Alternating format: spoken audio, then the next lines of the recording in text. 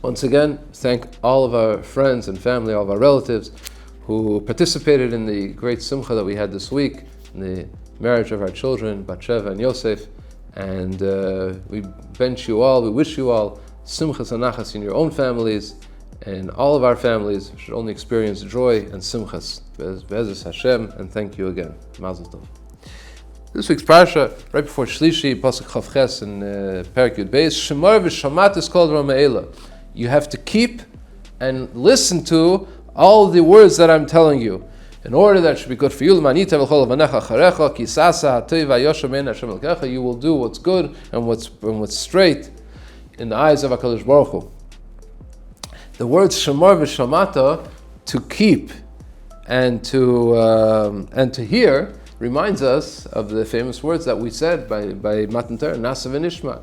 We will do, and then we will hear. Here also it says, Hashem tells us, Shemar v'shamata. You should keep, you should follow the laws, and you should listen. Now, how are you supposed to keep the laws? Before you listen, before you know what the laws are. That's our secret.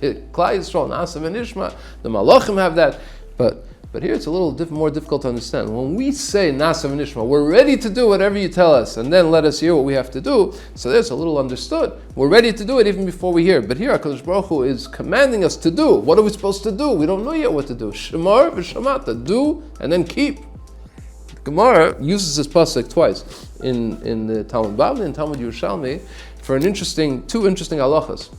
See, the Gemara there is not as simple as we're making it here, but the general idea. Gemara says in Mesachos Menachos, the Gemara says there's a carbon taida. We know carbon taida when a person has a reason to thank HaKadosh Baruch Hu for something that he went through or a danger that Hashem saved him from. So he brings a carbon taida. It's a type of carbon shlamim, but it requires to bring together with the animal that you must bring also 40 loaves of bread.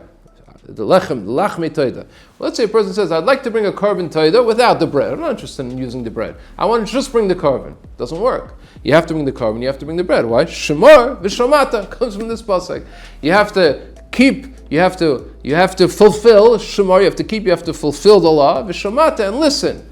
So we have to listen. What does it mean? Shemar v'shamata is machlekes Rav and Abaye, how to say it, but it's from this pasuk, Shemar v'shamata. You can't do the mitzvah not in the way that the Torah intended. And the same thing in the Talmud Yerushalmi regarding a nazir. We know a nazir is somebody who's not allowed to drink wine. He's not allowed to come in contact with a cemetery or any dead bodies. A person says, I want to become a nazir, but I'd still like to drink wine. I want to become a nazir without the restriction of keeping the wine. Shemar v'shamata, says the Gemara in Yerushalmi. No, you have to keep it like it says in the Torah. So where is the indication in these words? Keep, fulfill, and listen. Where is the indication here that you can't change the rules of what you accept on yourself? The Meshech Chochmah explains as follows. The word shamata here doesn't mean to listen from your ears. It means to accept. Shemar, keep, fulfill, and accept. Says the Meshech Chochmah that people like to accept things on themselves. And that's great. You want to promise a carbon. I promise I'm going to bring a carbon. I want to become a nazir. That's amazing.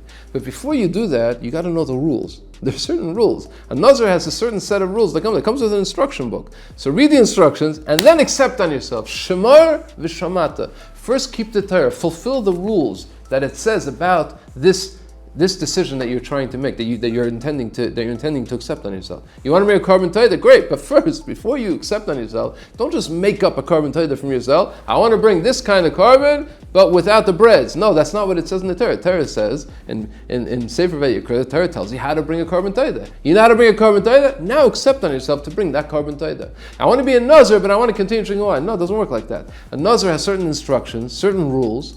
The rules of Nazir is that you don't drink wine. So by saying, I want to accept on myself to become a Nazir, first know the rules. Once you know the rules, then go and accept upon yourself. Says the Meshech Chochmah, this is a rule for any type of Kabbalah, any type of decision that a person accepts on himself to become a better person. First know the rules. We're now entering Chodesh El. Often a person wants to become closer to Hashem. He wants to become close to spirituality.